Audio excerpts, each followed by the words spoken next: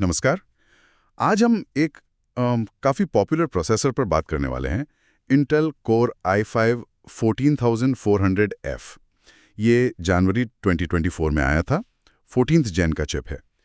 तो आज हम देखेंगे कि इसके फीचर्स क्या हैं, रियल वर्ल्ड में कैसा परफॉर्म करता है और क्या ये अपनी कीमत जो करीब 18 से 20 हज़ार के बीच है, उसे जस्टिफाई करता है या नहीं। हाँ बिल्कुल। और हम ये भी देखेंगे कि ये AMD के जो Ryzen प्रोसेसर्स हैं उनके मुकाबले कहाँ ठहरता है। सही। तो हमारा मकसद यही है कि सारी जानकारी को समझकर ये पता लगाएं कि आखिर ये प्रोसेसर किसके लिए बेस्ट है। चलिए स्पेसिफिकेशन से शुरू करते हैं। इसमें 10 कोर हैं, 6 परफॉर्मेंस कोर और 4 एफिशिएंसी कोर, और थ्रेड्स हैं 16। और P कोर की बूस्ट क्लॉक स्पीड 4.7 गीगाहर्ट्ज तक जाती है और E कोर की 3.5 गीगाहर्ट्ज तक। तो मतलब मल्टीटास्किंग के लिए ठीक ठाक है। अच्छा। पर यहाँ एक बहुत ज़रूरी बात, जैसा आपने शायद नोटिस किया होगा, नाम में F है। हाँ, F सीरीज। इसका मतलब है इंटीग्रेटेड ग्राफिक्स नहीं है। बिल्कुल। इसमें iGPU नहीं मिलेगा, तो जो भी इसे लेगा उसे एक डेडिकेटेड ग्राफिक्स कार्ड, मतलब अलग से GPU लगाना ही पड़ेगा। ये ज़रूरी है। ओके, तो ये बजट प्लानिंग के लिए ज़रूरी पॉइंट है। अच्छा, और मेमोरी सपोर्ट DDR4 या DDR5? ये दोनों को सपोर्ट करता है, DDR4 और DDR5। ये अच्छी बात है क्योंकि इससे थोड़ी फ्लेक्सिबिलिटी मिलती है। मतलब पुराने DDR4 रैम भी चल जाएंगे? हाँ, चल जाएंगे। हालांकि पूरी स्पीड शायद DDR5 वाली ना मिले, पर हाँ, अगर किसी का बजट कम है या पुरानी रैम है तो वो इस्तेमाल कर सकता है। और PCI 5.0 का सपोर्ट भी है इसमें। PCI 5.0? वो तो बढ़िया है फ्यूचर के लिए। हाँ, फ्यूचर के लिए तो अच्छा है, लेकिन सच कहूँ तो इस लेवल के प्रोसेसर के साथ अभी PCI 5.0 का कोई खास फायदा शायद ही मिले, मतलब आज के हिसाब से। पर हाँ, होना अच्छी बात है। ठीक है, स्पेक्स तो ठीक लग रहे हैं। अब आते हैं असली मुद्दे पर, परफॉर्मेंस। गेमिंग में कैसा है ये? सुना है 1080p 1440p गेमिंग के लिए कमाल का है। हाँ देखिए, गेमिंग में ये वाकई काफ़ी अच्छा परफॉर्म करता है, खासकर अगर इसे एक ठीक ठाक मिड रेंज GPU के साथ लगाएं, जैसे मान लीजिए NVIDIA का RTX 4060 या AMD का RX 6700 XT। उस कॉम्बिनेशन में 1080p पर तो बहुत स्मूथ एक्सपीरियंस मिलेगा और 1440p पर भी काफ़ी अच्छा चलेगा।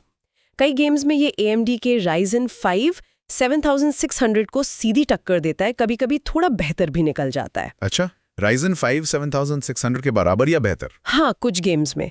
लेकिन फिर वही बात आ जाती है, Ryzen 6600 में अपना इंटीग्रेटेड ग्राफिक्स होता है जो इसमें नहीं है। सही कहा। तो अगर किसी को बिना GPU के सिस्टम स्टार्ट करना हो तो Ryzen बेहतर विकल्प हो सकता है शुरू में। बिल्कुल, वो एक एडवांटेज है Ryzen के पास। ठीक है, गेमिंग तो हो गई।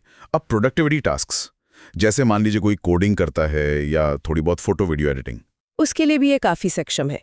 मतलब जो हाइब्रिड आर्किटेक्चर है ना, P कोर और E कोर वाला, वो मल्टीटास्किंग में मदद करता है। हाँ, वो तो है। तो कोडिंग, फोटो एडिटिंग, हल्की फुल्की 1080p वीडियो एडिटिंग, ये सब काम आराम से कर लेगा।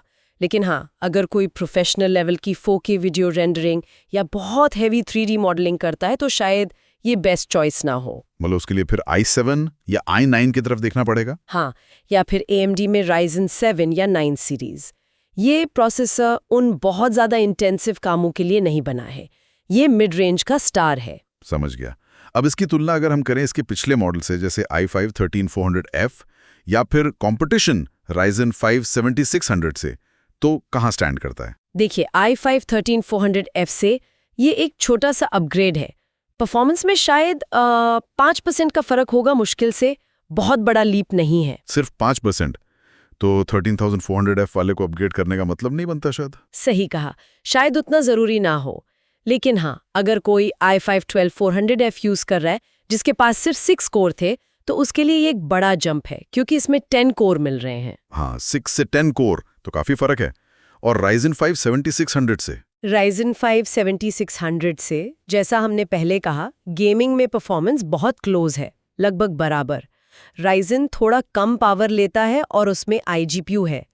14400F कुछ मल्टी थ्रेडेड कामों में, जहां वो E कोर्स काम आते हैं, वहां शायद थोड़ा सा एज ले ले। तो मतलब इसके फायदे और नुकसान अगर समराइज करें तो फायदे में तो कीमत के हिसाब से अच्छी परफॉर्मेंस होगी। हाँ बिल्कुल, अच्छी गेमिंग और मल्टीटास्किंग परफॉर्मेंस, DDR4 का सपोर्ट जो बजट बिल्ड में मदद करता है, PCI 5.0 और DDR5 सपोर्ट भी है फ्यूचर के लिए, और i7 i9 से कम बिजली खाता है। सही। और नुकसान सबसे बड़ा तो वही है, इंटीग्रेटेड ग्राफिक्स का ना होना। हाँ, यानी जीपीयू का खर्चा अलग से। दूसरा, ये 13400F से कोई बहुत बड़ा अपग्रेड नहीं है और ये लॉक चिप है, मतलब ओवरक्लॉकिंग नहीं कर सकते। अच्छा, ओवरक्लॉकिंग का ऑप्शन नहीं है। और गर्मी, क्या ये ज़्यादा गर्म होता है? लोड पर थोड़ा गर्म हो सकता है। इंटेल का स्टॉक कूलर काम चला देता है, लेकिन अगर आप हैवी गेमिंग या लंबे समय तक लोड डालने वाले हैं तो एक अच्छा आफ्टर मार्केट एयर कूलर लेना बेहतर रहेगा। ठीक है।